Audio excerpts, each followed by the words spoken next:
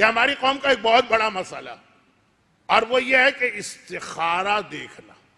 استخارہ بہت دیکھتے ہیں ہمارے لوگ، بلکہ بعض علماء کی ساری زندگی کی محنتیں صرف استخارہ دیکھنے میں گزرتی ہیں کہ اسی وقت عالم یاد آتا ہے جب استخارہ مولانا استخارہ دیکھ لی.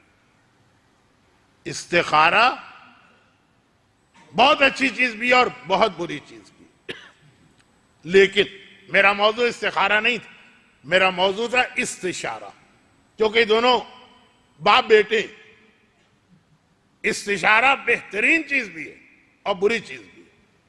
کیا ہے یہ میں کہہ کے آ رہا ہوں اس وقت، کیا آپ کے سامنے بیان کرنا. اسلام کہتا ہے جب بھی کوئی ایسا مسئلہ آئے جس میں تم کنفیوز ہو، فیصلہ نہیں کر پا رہے، پہلے اپنی عقل استعمال کرو. اللہ نے تمہیں سب سے بڑا استخارہ تمہاری عقل دی. یا اللہ نے تمہیں بکری سے اور گائے سے اور اونٹ سے اور بلی سے اور کتے سے اور خرگوش سے الگ پیدا کیا عقل کی وجہ سے. ورنہ آپ سے زیادہ بلی دیکھ سکتی ہے، اس کی آئی سائٹ بہت طاقتور ہے، رات کے اندھیرے میں دیکھ لے گی وہ آپ. یہ تمہاری عقل، یہ کیوں دی ہے اللہ نے؟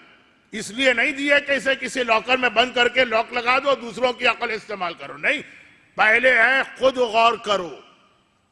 اور اگر استفتح لقلبک، حدیث ہے نا رسول کی، پہلے اپنے دل سے مشورہ لو.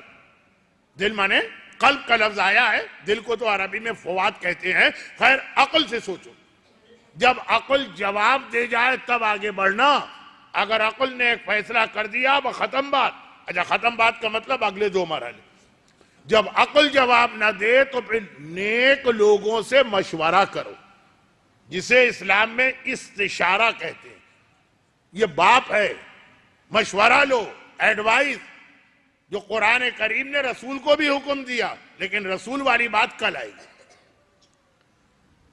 پہلے ایڈوائز لو.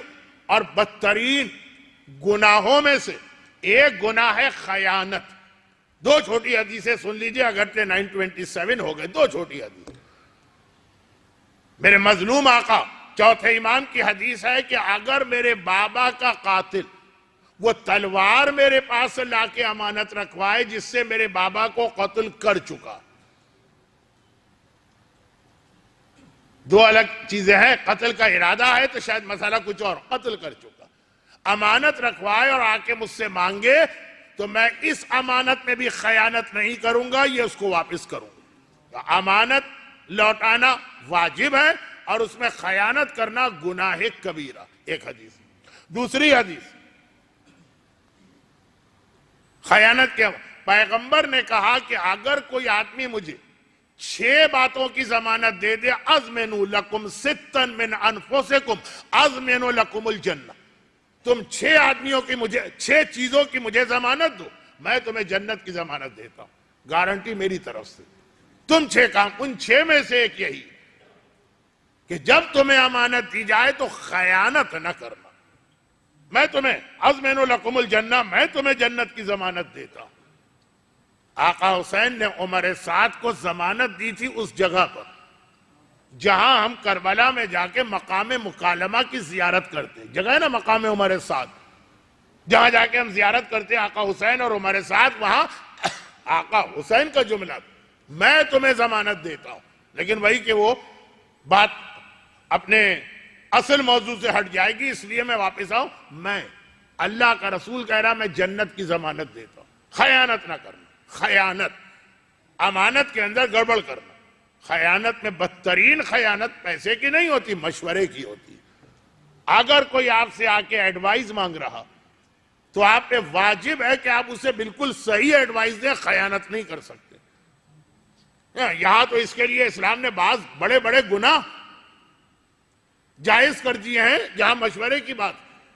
کوئی اپنی بیٹی کی شادی کرنے جا رہا ہے ایسی جگہ جو گڑبڑ جگہ ہے، آپ سے پوچھنے آیا، آپ نے سوچا میں کیوں بلا وجہ اس مسئلے میں اپنی ٹانگ اڑاؤں، نہ لینا نہ دینا، یہ کچھ مجھے دے رہے ہیں نہ وہ میرا کوئی نقصان پہنچا رہا ہے. آپ نے غلط مشورہ دے دیا کہ بھائی مولانا کیسے نہ دیں، ہم کیسے بتا دیں اس کی خرابیاں. غیبت جائز ہے، بعض اوقات واجب.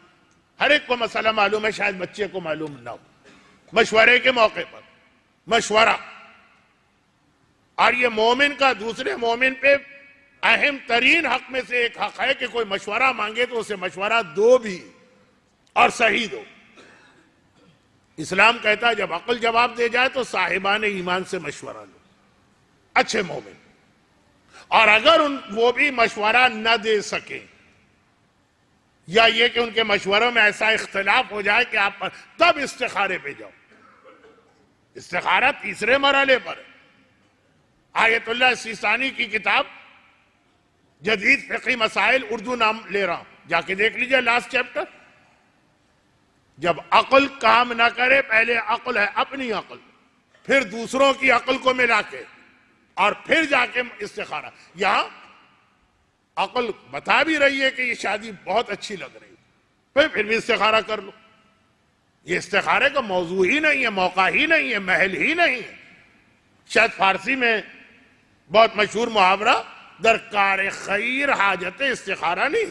جب آپ کی عقل نے کہہ دیا کہ چیز اچھی، بلکہ عقل نہ بھی کہے تو مشورہ لو۔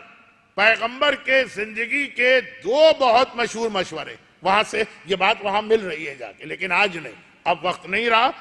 میں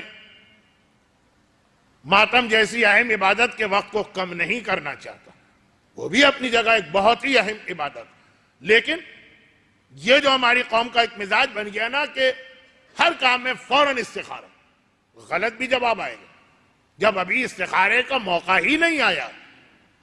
اسٹیجز ہے نا، جیسے آپ نماز کے اندر نماز پڑھنا نہیں ہے، ترتیب لازم ہے۔